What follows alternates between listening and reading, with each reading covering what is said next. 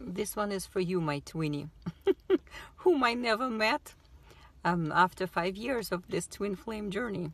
We never met in physical, but this one is for you. My understanding of my own twin flame journey.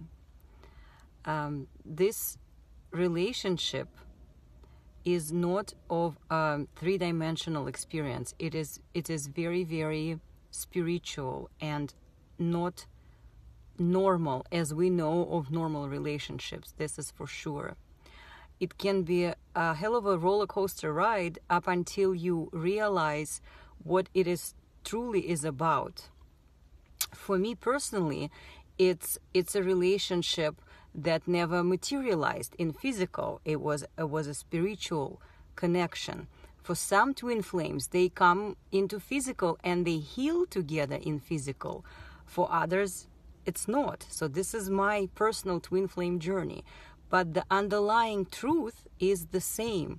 And this is just my personal opinion, my personal conclusion after just kind of observing for the past 5 years how my journey evolved, and then finding other twin flames and trying to relate to their stories. So this is what I noticed, that every journey is different, but the underlying truth is the same.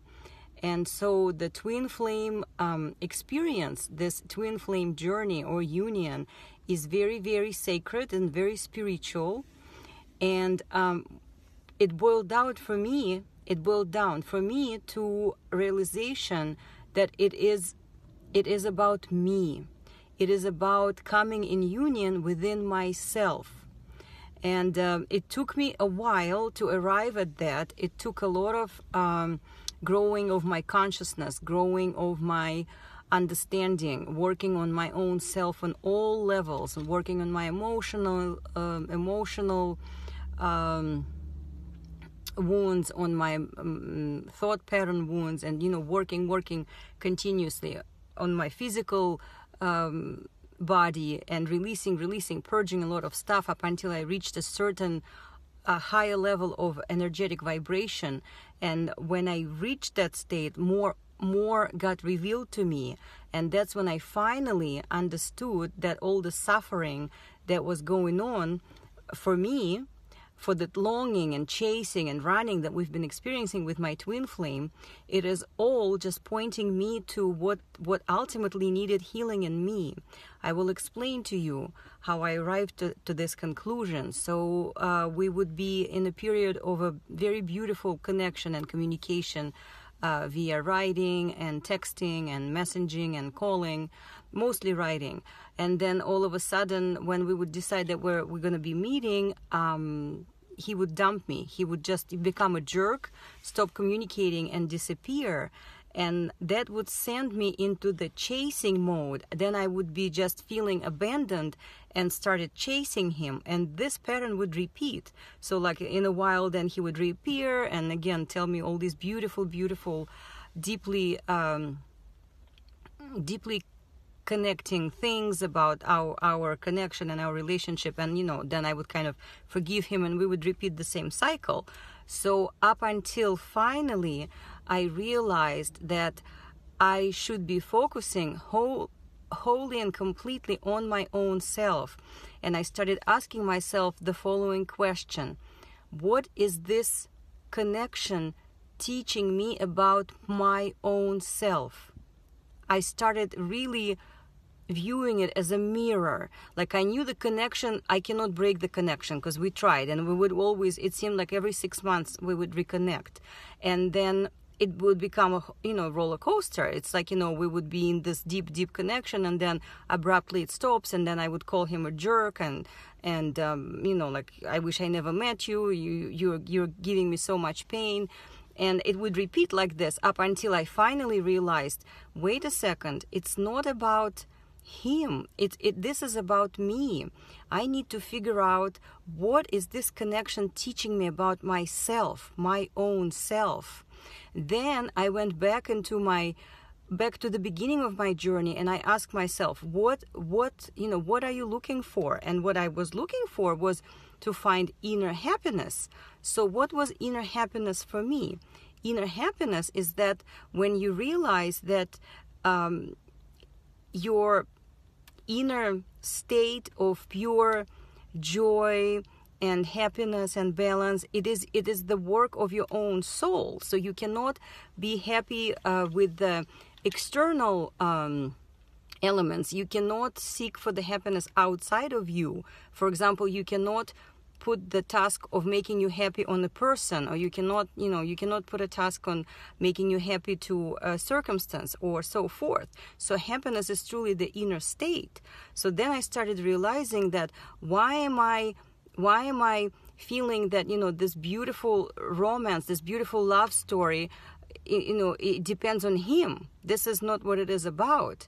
This is not what this is about. This is about me learning, why am I chasing him? What exactly am I chasing?